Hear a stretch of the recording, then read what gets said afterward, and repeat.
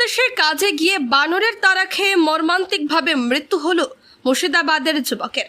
দেহ বাড়ি ফিরতেই শোকের ছায়া নবগ্রাম এলাকায়। মুর্শিদাবাদ জেলার নবগ্রাম থানার 5 গ্রামের স্বর্ণকার পাড়া সংলগ্ন গ্রামের তমিন শেখ ওরফে টনি শেখ উত্তরপ্রদেশে কাজে গিয়ে একটি বানর হঠাৎ আক্রমণ করতে আসায় সিঁড়ি থেকে পড়ে মর্মান্তিকভাবে মৃত্যু হয় যুবকের। পরিবার সূত্রে জানা যায়, পরশুদিন সে উত্তরপ্রদেশের মুন্কি থানার মাছলিপুরে প্রতিদিনের মতো সেদিনও রাজমিস্ত্রিদের সাথে কাজে গিয়েছিল ওখানকার এক জনসাধারণের বাড়িতে কাজ করতে। কিন্তু বানরের তাড়া খেয়ে দুতলার সিঁড়ি থেকে পড়ে মৃত্যু হয় ওই পরিযায়ী শ্রমিকের।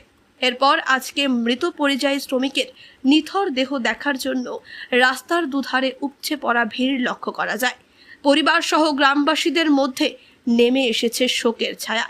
বর্তমানে মৃত তমিন শেখের পরিবারে স্ত্রী সহ 2 মেয়ে রয়েছে। অভাবের সংসার, সাহায্যের আবেদন জানিয়েছেন পরিবার।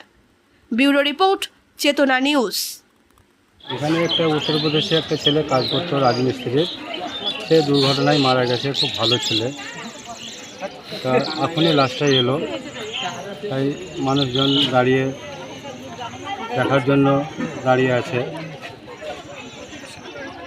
ছেলে হিসেবে কেমন ছিলেন? ছেলে হিসাবে খুব ভালো ছেলে। গরিব মানুষ, পেটের দায়ে বিদেশে কাজ করতে গেছে। এটাই। কিভাবে মারা গিয়েছিল জানেন কিছু? ছেলেটা মারা গেছে, বিল্ডিংয়ে কাজ করছিল, যে বাঁধরে তারা গিয়ে লুঙ্গি ধরে সামলাতে পারেনি, ছাদ থেকে পড়ে সে মরে যায়।